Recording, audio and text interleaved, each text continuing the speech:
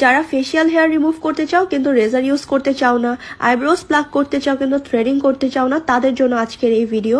আজকে তোমাদেরকে এমন একটা প্রোডাক্ট দেখাবো যেটা দিয়ে তোমরা তোমাদের ফেসিয়াল হেয়ার রিমুভ করতে পারবা, আইব্রোজ ক্লিন করতে পারবা খুব সুন্দরভাবে। এই প্রোডাক্টটা কিন্তু sensitive skin, acne prone skin, যে কোনো স্কিনে তোমরা ইউজ করতে পারবা আর এটা 100% সেফ।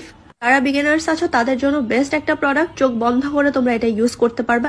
প্যাকেজিংটা অনেকটা লিপস্টিকের মতো। এই গোলটা দিয়ে ফেসিয়াল হেয়ার রিমুভ করে আর এখানে আরেকটা টুলস দেওয়া আছে, এটা দিয়ে আইব্রোজ ক্লিন করতে হয়। যখন তোমরা যেই টুলসটা ইউজ করতে চাও ওইটা তোমরা জাস্ট লাগিয়ে তারপর ইউজ করবে। এখানে এরকম একটা বাটন দেওয়া আছে যেটা দিয়ে অফ আর অন করতে হয়। আমার অনেক ফেসিয়াল হেয়ার হয়েছে আর আইব্রোজও হয়েছে। এখন আমি তোমাদেরকে ইউজিং প্রসেসটা দেখাবো যেটা কিভাবে ইউজ করতে হয়। অবশ্যই ফেসটা কিন্তু ক্লিন আর ড্রাই থাকতে হবে। ফার্স্টে আমি আপার লিপ করছি। ভিডিওতে যেভাবে আমি ঘুরিয়ে ঘুরিয়ে ইউজ করছি এরকম ভাবে করলে দেখবা খুব সুন্দর করে তোমাদের ফেসিয়াল হেয়ারটা রিমুভ হয়ে যাবে। যারা ফুল ফেসের ফেসিয়াল হেয়ার রিমুভ করতে চায় না তারা শুধু চাইলে আপার লিপও করতে পারবে। আমি যেহেতু ফেসিয়াল হেয়ার রিমুভ করি তাই আমি ফুল ফেসে ভালো করে সার্কুলার মোশনে ঘুরিয়ে ঘুরিয়ে ফেসিয়াল হেয়ারটা রিমুভ করে নিচ্ছি। এভাবে ঘুরালেই ফুল ফেসের ফেসিয়াল হেয়ারটা রিমুভ হয়ে যাবে।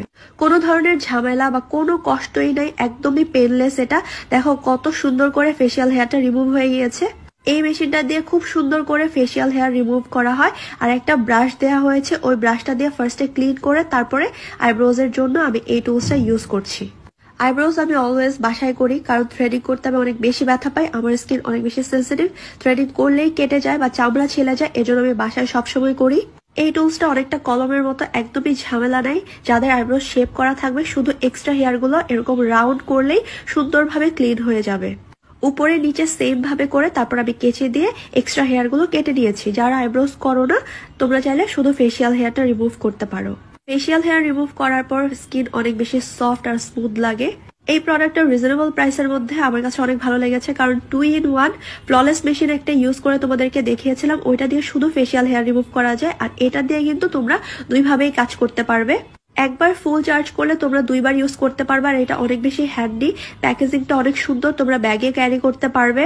অনেক সময় দেখা যায় ফেসিয়াল হেয়ার রেজার দিয়ে ক্লিন করাটা অনেক ঝামেলা হয়ে যায়। রেজার ইউজ করলে কিন্তু অনেকের বাম্পস হয়, অ্যাকনি প্রোন স্কিনে কিন্তু রেজার ইউজ করা যায় না। একদম পেনলেস একটা প্রসেস আর 100% সেফ। অনেকেই মনে করে ফেসিয়াল হেয়ার রিমুভ করার পর ছেলেদের মতো ঘন হয়ে ফেসিয়াল হেয়ার হয়, এটা কিন্তু একদমই ভুল ধারণা। আমি 5 বছর ধরে ফেসিয়াল হেয়ার রিমুভ করি, এটা একদম সেফ একটা প্রসেস। যারা সেফ ভাবে ফেসিয়াল হেয়ার আইব্রোজ রিমুভ করতে চান তাদেরকে বলবো অবশ্যই এই প্রোডাক্টটা ট্রাই করবেন। এটা